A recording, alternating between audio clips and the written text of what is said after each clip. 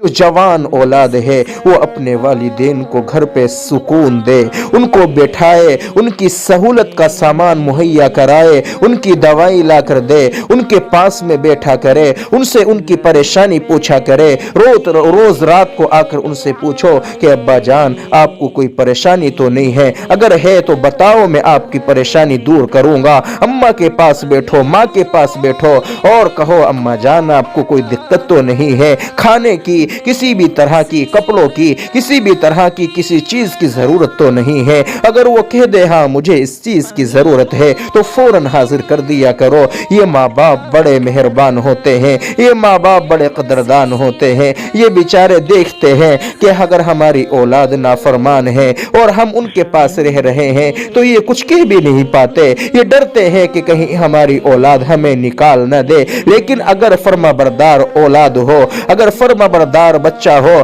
जवान बेटा हो, तो ये माँ अपने बच्चे से अपनी दिल की सारी तमन्ना बता देती है, यानी नाखून तक के लिए बता देती है कि मेरा नाखून बड़ा हो गया उसे काटना है। ऐसी वीडियो को आप शेयर किया कीजिए।